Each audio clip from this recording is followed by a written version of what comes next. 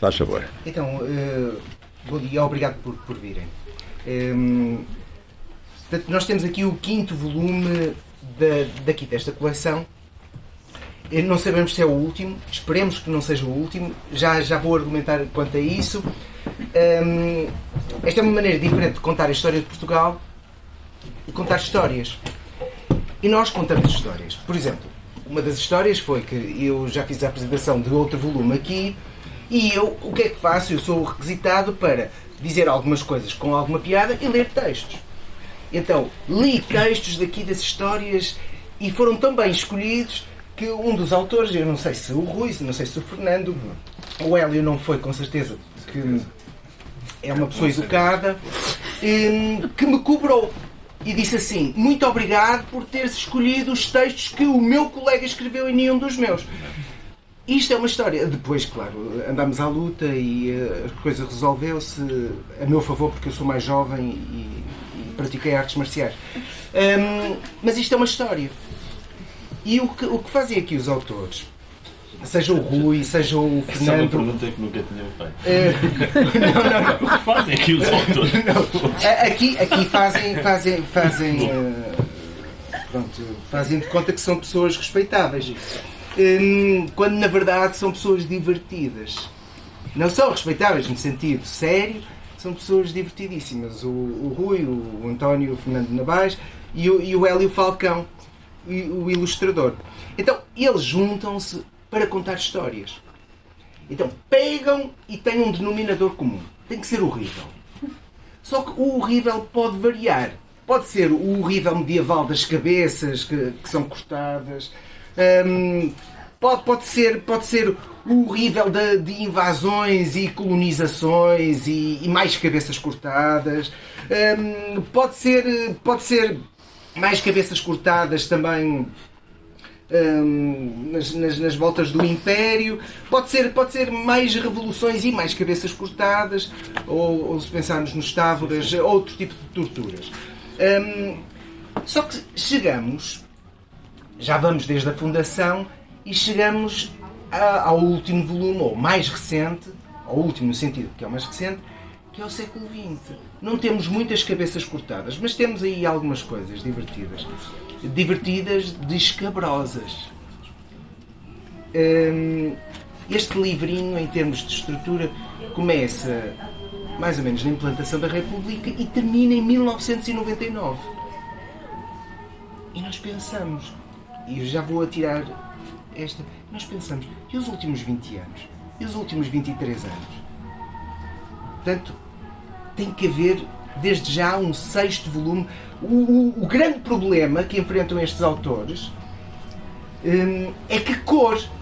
Porque já estamos a esgotar cores. Já esgotámos as cores primárias, já andamos aí nas outras cores que não são primárias, são secundárias, não é? É assim que se diz. São as cores secundárias. Temos mais fregueses e leitores atentos.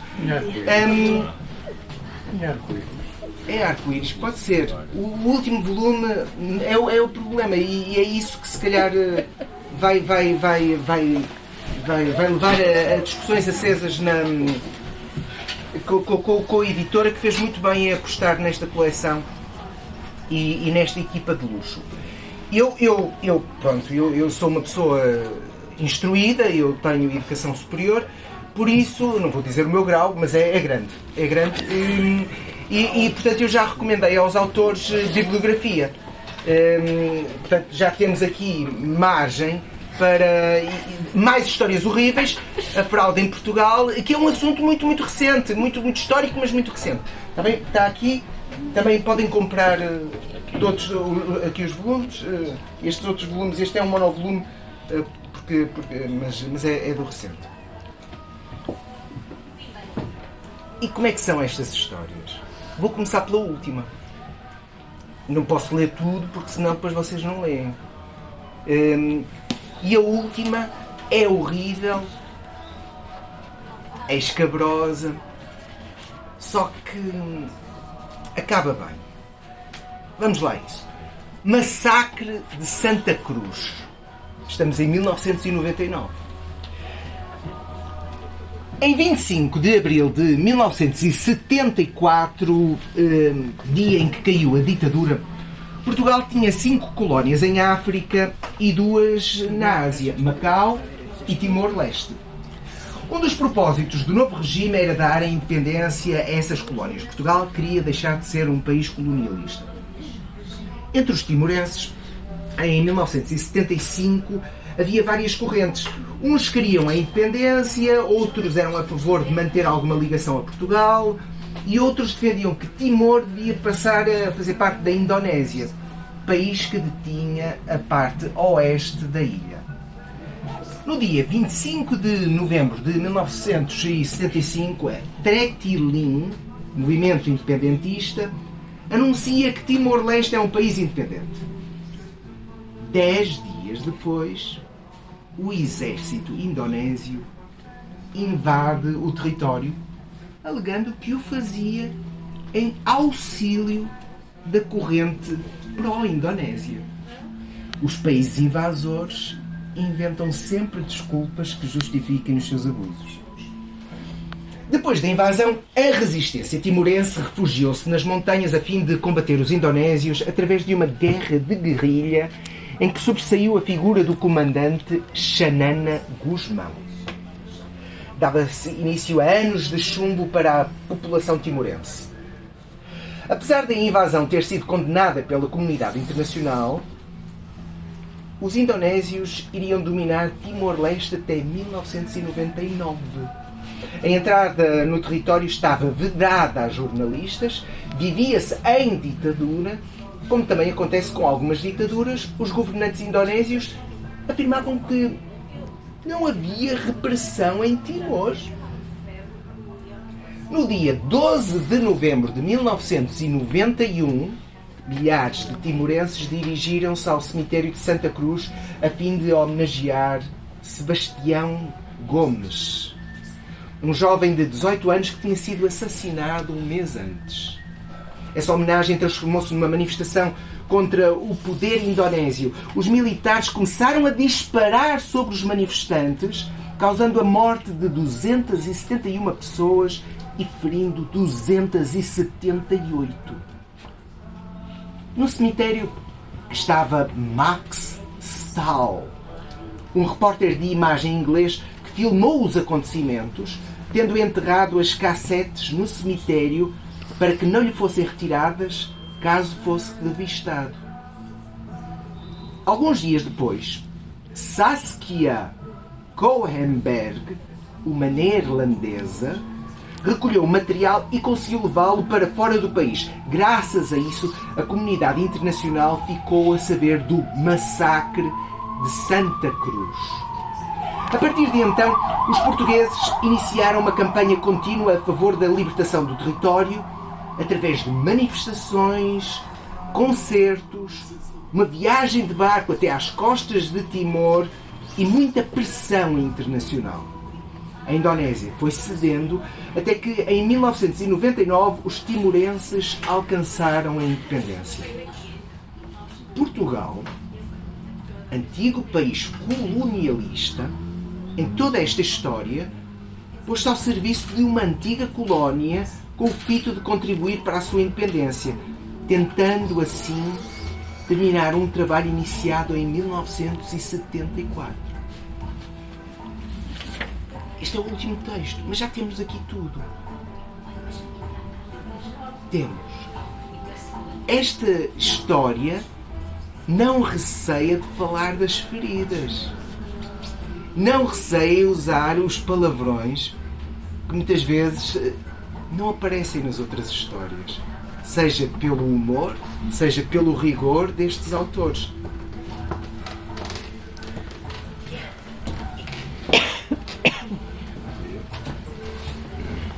E vimos aqui, só nesta história passada, em 1999, muita coisa do que estamos a ver hoje.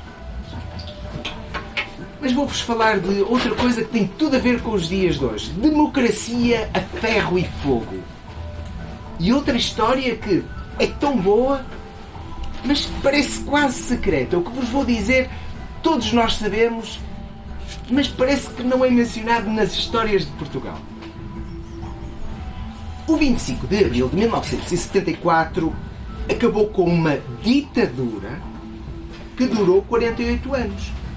Os presos políticos foram libertados, a guerra em África acabou e o país conhecia a liberdade política. Ou seja, já ninguém ia preso por dizer, ler, escrever ou cantar coisas contra o governo. Havia um grande entusiasmo. Não é todos os dias que se vê começar um novo país. Mas muito cedo se percebeu que nem todos estavam de acordo com a forma como esse novo país devia passar a ser governado. Surgiram vários partidos. E todos tinham ideias diferentes acerca do assunto. Quem se dizia de esquerda, depende do lado por onde estão a olhar, de esquerda, os socialistas, defendia que daí para a frente os patrões deviam entregar tudo quanto tinham aos trabalhadores e que estes deviam era formar cooperativas e controlar todas as fábricas, explorações agrícolas, minas e por aí fora. Abolindo a propriedade privada, acabava-se progressivamente com as desigualdades sociais, como na União Soviética. Aqueles que se diziam de direita, não está aqui ninguém de direita, os capitalistas achavam que Portugal devia ser uma sociedade de economia privada, onde o Estado apoiasse a livre iniciativa, o livre comércio e a economia do mercado, à maneira dos Estados Unidos da América. Estas visões eram completamente opostas uma à outra. Também havia todo tipo de partidos, à esquerda, à direita, ao centro, mas também de extrema esquerda e extrema direita. Seria de esperar que resolvessem as suas discordâncias através do debate e de eleições livres. Afinal, isso é que é uma democracia. Como as manifestações. Através das eleições, o povo decide como e por quem deseja ser governado. Parece simples, mas não é. Há sempre quem ache que o melhor mesmo é optar pela violência. Durante os anos de 1975 e 1976, Portugal assistiu ao nascimento de um bando violento de extrema-direita, composto por indivíduos que, dizendo-se defensores da democracia, espalharam o caos por todo o país. Fizeram explodir bombas em livrarias, casas particulares, automóveis, sedes de sindicatos e de partidos de esquerda e mataram muitos inocentes. Quando foi preso, o seu principal operacional tinha em sua casa um arsenal que daria para iniciar uma guerra civil. Citação. Seria condenado a 20 anos de prisão, mas nunca os cumpriu. Estes terroristas foram responsáveis por terem cometido 566 atentados entre os anos de 1975 e 1977.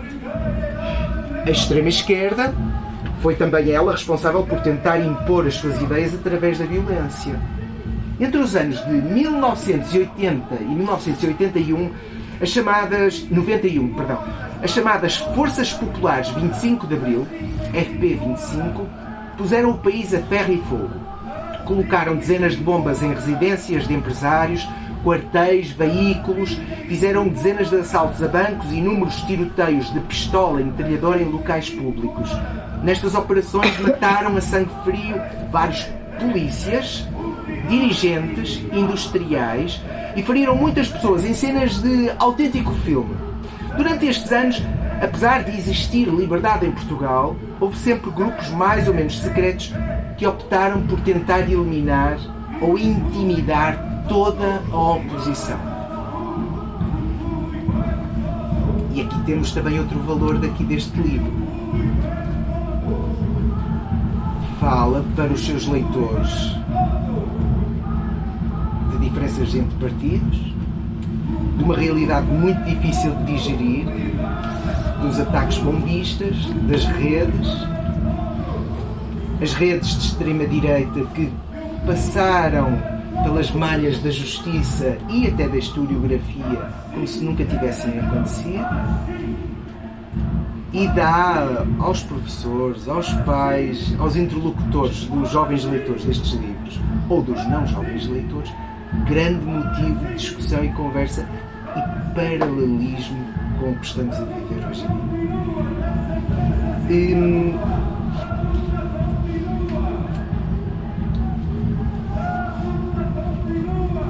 Há um outro valor daqui do livro, que é falar de protagonistas, como muita da história, mas fala de protagonistas de que ninguém fala.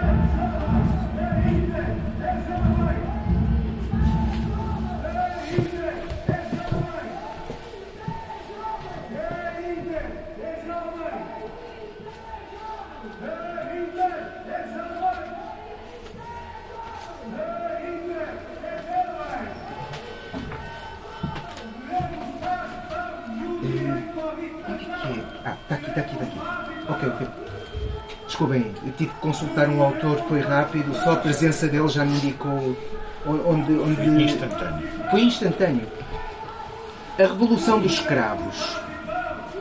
E aqui, no fim, vemos nomeada uma pessoa que nunca é nomeada. Justamente descrito todo o acontecimento, vamos comemorar para o ano, se tudo correr bem, em democracia. Há 50% de hipótese. A Revolução dos Escravos. Em 1974, muitas pessoas estavam insatisfeitas com a falta de liberdade ou com a guerra em África, que já durava há 13 anos. Entre alguns militares nasceu a ideia de acabar com a ditadura e criar uma democracia. E fez-se o 25 de Abril. No dia 24 de Abril de 1974, quando faltavam 5 minutos para a meia-noite, na rádio, emissores associados de Lisboa passaram a música E Depois do Adeus, vencedora do Festival da Canção desse ano. De acordo com o plano, era o sinal de que no dia seguinte iria haver um golpe de Estado e que as unidades militares que iriam participar deveriam preparar-se para agir. Numa madrugada de grande agitação, em vários quartéis, oficiais, sargentos, soldados começaram a preparar-se. Muitos já estavam informados, outros souberam nessa noite, alguns quiseram juntar-se à revolução, houve quem se recusasse e acabasse preso pelos revolucionários.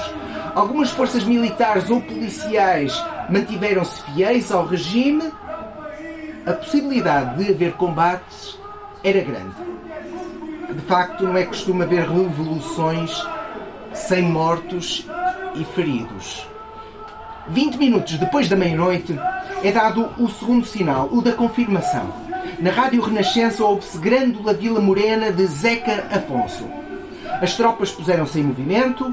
No regimento de engenharia da Pontinha estava posto o posto de comando, coordenado por Otelo Saraiva de Carvalho. O plano previa a ocupação de alguns locais importantes. Durante a madrugada, os revolucionários tomaram conta da RTP, de 2 rádios, do aeroporto de Lisboa. Às 5h15, uma coluna militar vinda de Santarém, comandada pelo capitão Salgueiro Maia, chegava a Lisboa e ocupava posições no Terreiro do Paço. As forças fiéis ao governo tentaram contra-atacar e houve uma grande tensão.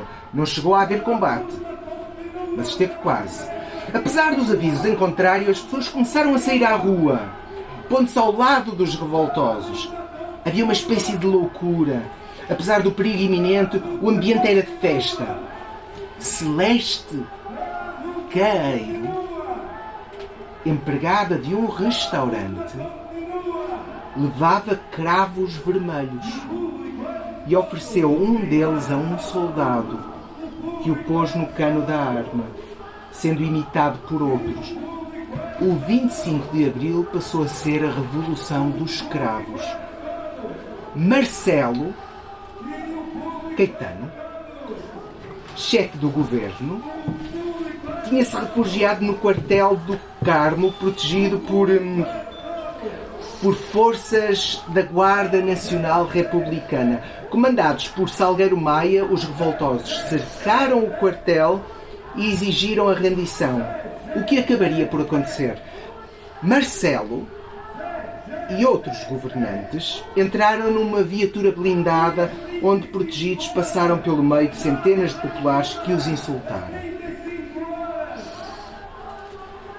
Esta história não é horrível, pelo menos para as pessoas que estão nesta sala. Mas os autores fizeram muito bem em lembrar, porque é horrível para muita gente. E agora que estamos a chegar aos 50 anos e que eu cheguei ao fim da minha apresentação, eu passo a palavra a eles com a esperança de podermos comemorar bem os 50 anos de 25 de Abril com manifestações e outras coisas.